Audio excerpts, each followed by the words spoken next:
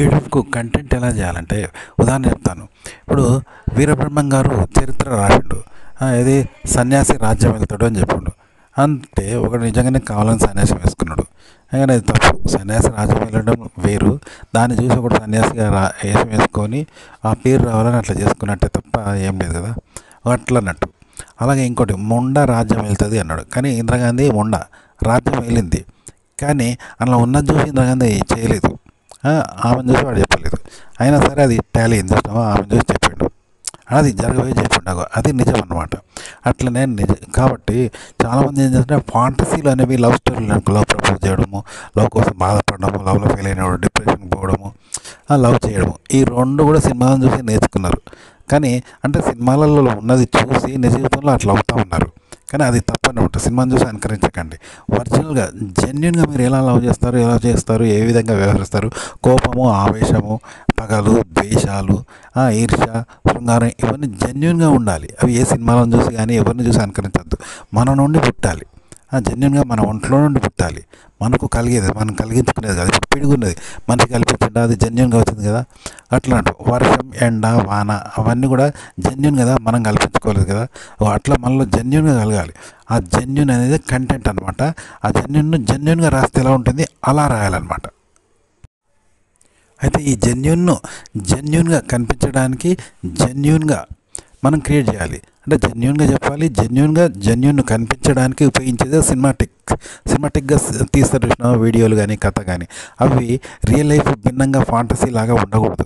జెన్యున్గా చూపించడానికే సినిమాటిక్ను ఉపయోగించాలి తప్ప సినిమాటిక్గా చూపెట్టద్దు. ఓకే, జెన్యున్ అనేది లేకుండా సినిమాటిక్గా చూపెడతారు, అది వేస్ట్ అనమాట. రియల్ లైఫ్ను రియాలిటీగా చూపించడానికే సినిమాటిక్ అనేది యూజ్ చేయాలి. ఉదాహరణకి తొలి ముద్దు సినిమాలో వాళ్ళిద్దరు ప్రేమించుకుంటే వాళ్ళని వెళ్ళగొడతారు. ఇద్దరు అంటే అమ్మ తరఫు వాళ్ళు, అలాగే అబ్బాయి తరఫు వాళ్ళు ఒప్పుకోకుంటే ఇద్దరు ప్రేమించుకొని వెళ్ళిపోయి ఒంటరిగా వాళ్ళ కాలం మీద వాళ్ళు బతుకుతూ ఉంటారంట. ఇద్దరికి ఒకరికొకరు అన్నట్టుగా బతుకుతూ ఉంటే అమ్మాయి తరఫు వాళ్ళు అవి గాజులు పంపితే అమ్మాయి వేసుకోగానే అతను పలగొట్టి తిడతాడు, నొక్కిస్తాడు. ఎందుకంటే మనల్ని కాదన్నావు కదా, మళ్ళీ ఎందుకు పోయినావు వాళ్ళ దగ్గరికి, నన్ను ఇద్దరిని కాదన్నారు కదా, వాళ్ళ అంటేనే వచ్చినాం కదా, వాళ్ళు ఎందుకు అని తిడతాడు అన్నట్టు. ఎందుకంటే అబ్బాయి అమ్మాయి ఇద్దరు తరఫు వాళ్ళు వద్దన్నారు కదా, మళ్ళీ నువ్వు ఎందుకు మీ అమ్మ వాళ్ళ దగ్గర ఇచ్చిన గాజులు వేసుకున్నావు అని తిడతాడు. అంటే నేను ఆడపిల్లను కదా అని చెప్తుంది అన్నట్టు. ఇది బాగుంటుంది కదా, ఎందుకంటే ఆడపిల్ల అంటే అలాంటిది అనమాట, తల్లి లాంటిది కదా. అమ్మాయి అనేది కారణా జాలి ఉంటుంది. కాదన్న కూడా అమ్మ వాళ్ళు ఇవ్వగానే గాజులు వేసుకుంటుంది అంటే అమ్మాయి లక్షణం అది సినిమాలో. తర్వాత దగ్గర తీసుకుంటాడు, ఒక పాట ఉంటుంది అలా అనమాట. రియల్ లైఫ్ను రియాలిటీగా పెట్టాల్సి ఉంటుంది. అది చాలా గట్స్ ఉంటేనే రైట్ రాస్తాడు. అంతేగాని ఫాంటసీని తీసుకొచ్చడమే తప్పు, దాన్ని ఫాంటసీలుగా పెడతాడు. రెండు తప్పులు, దానిలో వచ్చేది ఏం లేదు. యూట్యూబ్లో చాలామంది ఫాంటసీని చేస్తున్నారు, ఫాంటసీగా పెడుతున్నారు. రెండు తప్పే అన్నమాట. ఉదాహరణకి వీరబ్రహ్మం గారు ఉన్నారు. ఆయన మొండ రాజ్యం వెళ్తుంది అన్నంత మాత్రాన ఇందిరాగాంధీ భర్తను చంపుకోలేదు కదా, అతను కూడా ఆమెను చూసి చెప్పలేదు కదా. జెన్యున్గా అతను చెప్పండి, అక్కడ జెన్యున్గా జరిగింది. కానీ ఎన్టీ రామారావు ఏం చేసిండు, సన్యాసి రాజ్యం వెళ్తాడంటే కావాలని సన్యాసం వేసుకున్నాడు. ఇది ఫాంటసీని చూసి ఫాంటసీ చేసుకోవడం అంటే ఇదనమాట. ఫాంటసీలుగా చెప్పడం, ఫాంటసీ అబద్ధమే, దాన్ని ఫాంటసీగా చెప్తున్నాడు. రెండు అలా చెప్పడం కూడా అబద్ధమే. ఈ రెండు తప్పు. మరి జెన్యున్ అంటే వీరబ్రహ్మ గారు కాలజ్ఞానం చెప్పిండు. అతను చెప్పింది ఎలా జరిగింది, అతను ఎలా చెప్తున్నాడు, ఏమైనా ఇందిరాగాంధీని చూసి చెప్పిండా, ఎవరన్నా చూసి చెప్తాడా, లేదు కదా, జెన్యున్గా చెప్తాడు. అది జెన్యున్ అంటే అది ఎవరికి తెలియదు, అతను మాత్రమే చెప్తాడు జరగబోయేది. ఆయన చూసి కాఫీ కొడతలేడు, ఒకరిని కాఫీ చూసి ఇలా జరుగుతుంది ముందే తెలిసి ఆయన నటిస్తలేడు తను చెప్పినట్టుగా. అక్కడ జరిగి తెలియకపోయినా తను జెన్యున్గా చెప్తే అక్కడ జరుగుతుంది, టాలీ అవుతుంది. అంటే అది మహిమ అన్నట్టు. ఇలా చెప్పాలంటే జెన్యున్గా చెప్పాలి కంటెంట్ని. ఉదాహరణకి మనం ఒక విషయం అనేది తెలిసి మింగినా తెలియక మింగినా ప్రాణం పోతుంది, అంతే కదా. అలాగే ఫాంటసీగా చేయండి, కానీ అది జెన్యున్ను చేస్తే ఎలా ఉంటుందో అలాగే ఉండాలి. ఫాంటసీగా తీస్తే ఆ ఫాంటసీలో ఫాంటసీ ఉండకూడదు. జెన్యున్గా జరిగితే ఎలా ఉంటుందో దాన్ని జెన్యున్గా అలాగే తీయాలన్నమాట. ఉదాహరణకి సింధూరం అనక సినిమా తీశాడు, అది ఫాంటసీయే, కానీ ఎక్కడా ఫాంటసీ లేదు. 100% జెన్యున్గా తీసినట్టే తీశాడు, అది జెన్యునే. ఫాంటసీ అయినా జెన్యున్గా తీశాడు, కానీ ఫాంటసీ, కానీ 100% జెన్యున్గా తీశాడు, జెన్యునే అది. యూట్యూబ్కు కంటెంట్ కూడా ఇలాగే తయారు చేయాలి. కంటెంట్ జెన్యున్గా క్రియేట్ చేయాలి, జెన్యున్ కంటెంట్ క్రియేట్ చేయాలి, జెన్యున్గా క్రియేట్ చేయాలి. అది ఎలా అంటే ఉదాహరణ చెప్తాను. ఇప్పుడు మనకు సినిమాకు పోతే సినిమాల్లో హత్యలు ఉంటాయి, రేపులు ఉంటాయి, మానభంగాలు ఉంటాయి, కుట్రలు, కుతంత్రాలు, ద్వేషాలు ఇన్ని ఉంటాయి. ఆ తర్వాత ప్రేమలు ఉంటాయి, విరహాలు ఉంటాయి, లవ్ ఫెయిల్యూర్ ఉంటుంది, లవ్ సక్సెస్ ఉంటుంది, లవ్ గొడవలు ఉంటాయి, లవ్ ప్రపోజల్ ఉంటాయి. ఇదంతా మనం సినిమా చూసి ఏమనుకుంటాం, ఇది నటన అంటే కల్పన అంటే ఫాంటసీ అనుకుంటాం కదా. కానీ ఇది నిజమేందనుకో, నిజం అంటే సినిమా కమ్ నిజం అంటే ఎలా ఉంటుంది అంటే నా హత్యలు నిజమే, ద్వేషాలు నిజమే, అలాగే పగలు నిజమే, ఆ ప్రేమలు నిజమే, విరహం నిజమే, ప్రపోజ్ నిజమే, ఫెయిల్యూర్ నిజమే, మళ్ళీ సక్సెస్ అవ్వడం నిజమే, ఆ కొట్లాటలు నిజమే, అందులో గింగ్లాలు కూలిపోతాయి కదా, అదంతా నిజం అనుకో ఎలా ఉంటుంది. ఆ సినిమా కాదు రియాలిటీ అనుకో ఎలా ఉంటుంది. Cinema come reality 100%. అంటే 100 మంది చనిపోయిన అనుకో సినిమాలో, అది నిజంగా చనిపోయారు, బయట కూడా వాళ్ళని తీసుకొచ్చి ఖననం చేసింది అనుకో, బంధం పెట్టిననుకో ఎలా ఉంటుంది. అదిగో అలా ఉండాలన్నమాట. అంటే ఫాంటసీ ఇప్పుడు బయట జరిగితే ఇప్పుడు ఎన్నో న్యూస్లు ఉన్నాయి కదా బయట, పేపర్ న్యూస్, ఆ న్యూస్ మనం చూస్తే అవన్నీ నిజమే కదా. టీవీలలో రేప్ కేసులు, పేపర్లో రేప్ కేసులు, హత్యలు, మానభంగాలు పేపర్లో నిజమే కదా. అది కల్పన కాదు, ఎక్కడ కల్పన కాదు, ఫాంటసీ కాదు, రియలే కదా. కానీ సినిమాల్లో ఫాంటసీ, ఆ ఫాంటసీ కూడా నిజం కావాలి అనుకో. అప్పుడు ఎలా ఉంటుంది, కంటెంట్ అనేది అంటే మనం చేసే ఫాంటసీ రియాలిటీ కూడా కావాలి, మళ్ళీ ఫాంటసీ కావాలి, రెండు కావాలన్నట్టు.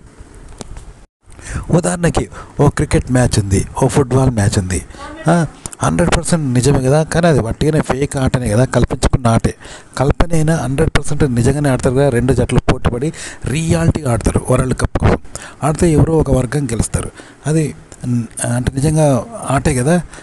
అంటే కల్పించుకొని మనం ఉట్టిగా పెట్టుకున్న ఆటైనా 100% నిజంగానే ఆడతాం కదా, నిజంగానే గెలుస్తారు, నిజంగానే ఓడిపోతారు కదా. సినిమా కూడా కల్పన, ఊహ, ఫాంటసీ అయినా 100% రియాలిటీ కూడా ఉండాలన్నమాట. అలా కంటెంట్ క్రియేట్ చేయాలి. ఇప్పుడు కంటెంట్ను ఫాంటసీగా చెప్తారు. అది ఎలాగంటే ఇప్పుడు ఒక వ్యక్తి దొంగతనం చేసిండు, ఆ దొంగను పట్టుకోవడానికి పోలీసు వచ్చిండు, పట్టుకొని పోయిండు. అసలు ఆ పోలీసు కూడా దొంగే కానీ పోలీసు వేషంలో వచ్చిండు. అంతేంది, ఇద్దరు దొంగలే కదా. ఇది ఫాంటసీగా చెప్పడం అంటే నటనగా చూపిస్తారు కానీ ఫేక్ అది కదా, ఇలా అనమాట. అలాగే ఇప్పుడు మ్యాజిక్ ఉన్నది, మ్యాజిక్లో ముందే సెట్ చేసి పెట్టుకుంటారు. వంకాయలకి వెళ్ళి వాడు బంగారం తెస్తాడు, నోట్లకి వెళ్ళి బంగారం తెస్తాడు, ఇలాంటివి చేస్తారు. ఇది ఎలా చేస్తారంటే ముందే వాళ్ళు సెట్ చేసుకొని పెట్టుకుంటారంట, మనల్ని మాయ చేస్తారు. కానీ అదంతా ఫేకే. ముందే సెట్ చేసుకొని పెట్టుకొని మన ముందు మాయ చేసి నిజంగా వంకాయలకి వెళ్ళి బంగారం వెళ్ళినట్టు, నోట్లకి వెళ్ళి బంగారం తీసినట్టు, తల్లకి వెళ్ళి ఉంగరం తీసినట్టు చేస్తారనమాట. అంటే ఫాంటసీగా చూపెట్టడం అంటే ఇలాగనమాట. మరి జెన్యూన్గా ఎలా క్రియేట్ చేయాలి అంటే, ఉదాహరణకు ఓ వ్యక్తికి జబ్బు వచ్చింది, కడుపులో బాగా నొప్పి పెడతా ఉంది, దానికి మెడిసిన్ తయారు చేయాలి. ఆ మెడిసిన్ తయారు చేసిండు ఒక అతను, చేసి గోలి వేసిండు. ఏంగానే ఆ మెడిసిన్కు జబ్బు తగ్గింది. అంటే ఏంది, జబ్బు అనేది జెన్యూన్ కదా, నిజమే కదా, జబ్బు నటన కాదు. ఆ గోలి వేసుకోవడం కూడా నిజంగా గోలేదు, దానికి విరుగుడు తయారు చేసిండు కాబట్టి తగ్గింది. ఇప్పుడు పాము అనేది కరిస్తే ప్రాణం పోతుంది. కాబట్టి పాము విషయానికి విరుగుడు అనేది ఒక మందు ఉన్నది. ఆ మందు వేయగానే ఆ మనిషి బతికిండు. అంటే ఏంది, పాము అనేది విషం అనేది రియల్, అలాగే దానికి మందు వేయగానే ఆ పాము విషయం విరిగిపోయి ప్రాణంపై నుండి బతికిండు మనిషి. అంటే ఇది రియల్, ఆ విషయానికి విరుగుడు రియల్. ఇట్లా అనమాట. అంటే జెన్యూన్గా చెప్పాలి కంటెంట్ అనమాట. ఫాంటసీ, ఇది కూడా ఫాంటసీ కానీ ఎక్కడ ఫాంటసీ ఉండకూడదు, జెన్యూన్గా చెప్పాల్సి ఉంటుంది అనమాట ఫాంటసీని.